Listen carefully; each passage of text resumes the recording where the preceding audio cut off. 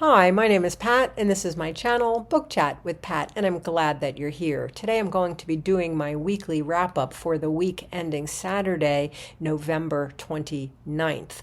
I finished a lot of my November reading events last week. And so this week, while we're still wrapping up the November events and still discussing things, I've actually sort of started reading some of the things that are officially beginning on December 1st. So I don't want to say too much about any of those things. Last week, I had finished my reread of John Irving's novel, The Cider House Rules, but we are continuing and have been continuing to discuss the novel this entire past week. And we've had a terrific discussion in a Voxer chat where people are now coming in and sort of weighing in on their thoughts and feelings about the novel as we're kind of wrapping up the discussion.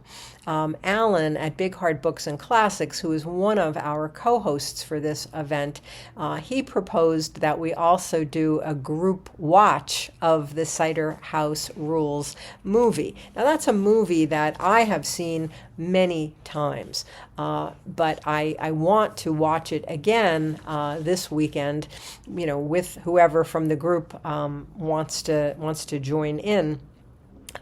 Because we've been talking all along about how there are really marked differences between the novel and the film.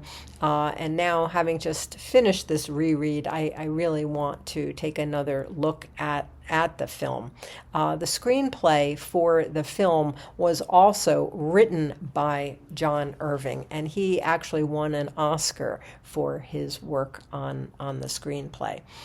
So that group watch is going to take place on Sunday afternoon, and I'm looking forward to that. And then we'll have a little bit of a discussion about the film as well, especially in light of having just finished reading or rereading the novel. And then officially on December 1st, which is Monday, our reading and discussion of John Irving's newest novel, Queen Esther, that will begin on Monday. And the first week of December, we will be reading and discussing the first 10 chapters of Queen Esther. Now, I have actually started reading Queen Esther, and I've read the first several chapters. I think this is going to be really good. I have read mixed reviews of this newest novel, but so far I'm feeling very optimistic. Esther, when the novel opens, is a very small child. She has fled from Vienna with her mother. Her mother has been killed, and she has been orphaned. And Esther, when the novel opens, or shortly after the novel opens, Esther is left basically on the doorstep of the St. Cloud's orphanage. This is the same orphanage that is featured in the Cider House Rules. And Dr. Wilbur Larch, who featured so prominently in the Cider House Rules, he appears in at least the beginning chapters of Queen Esther as well. So I'm really looking forward to digging in further with this novel and getting our discussion of it underway. I've also mentioned several times that my real-life in-person book group will be meeting on December 1st to discuss Florence Knapp's novel, The Names. So I'll do a review of this novel after my group has had a chance to meet on Monday and to talk about it. And then I'll also know on Monday what we're going to be reading next, what our choice is for December. So I'll tell you about that in next week's wrap up. Then there are a couple of other reading events that I'm going to be participating in December that have to do with the reading of Charles Dickens. And because I had some time this week, I have actually gotten started. Alan at AlansReads and Julie at Bookish Travels, they are hosting the reading event Dickens in December. And all you have to do to participate is to read something by Charles Dickens. But there is a group read of Charles Dickens' first novel, and that is The Pickwick Papers.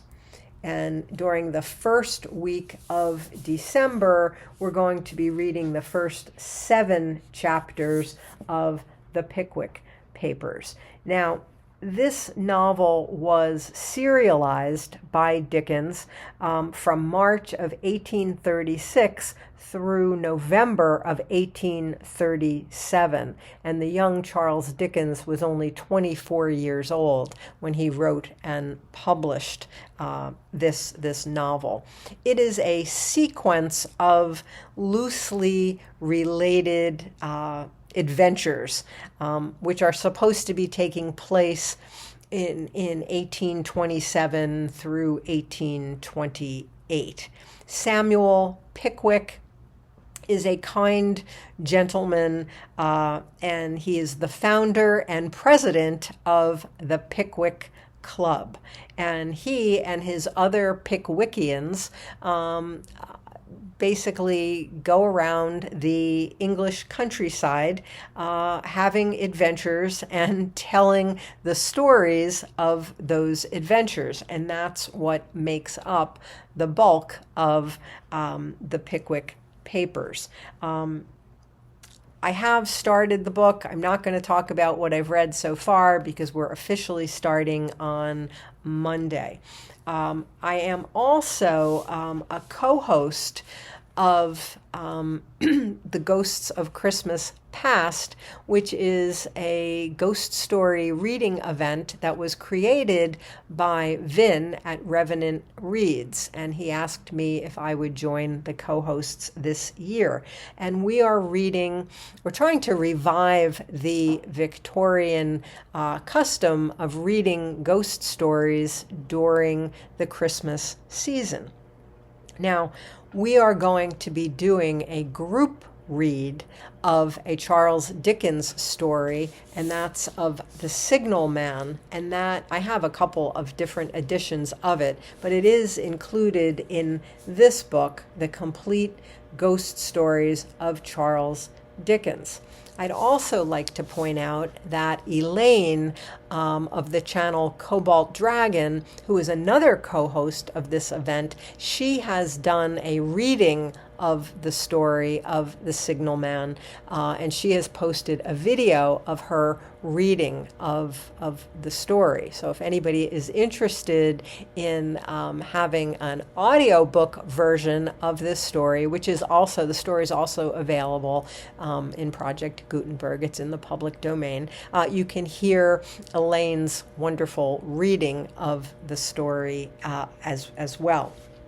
Now, in this collection of the complete ghost stories of Charles Dickens, the first 3 stories included in this collection are stories that I read this week, and they are The Queer Chair, A Madman's Manuscript, and The Goblins Who Stole a Sexton.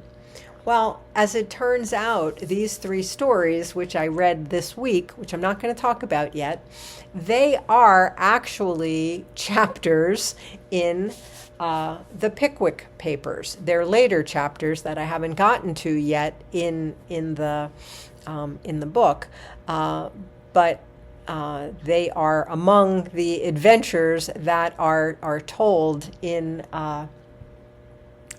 by the Pickwickians.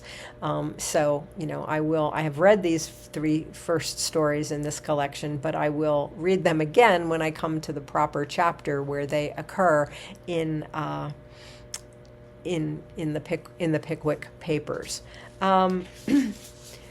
And so that's what I've been doing. That's what I've read this week. And like I said, I've sort of gotten a little bit of a jump start on some of the December reading, and I'll talk in more detail about all of those things once we get into December. So that's what I've been up to this week. As always, I thank you for watching. I hope that you're doing well. I'll speak with you again soon. Take care.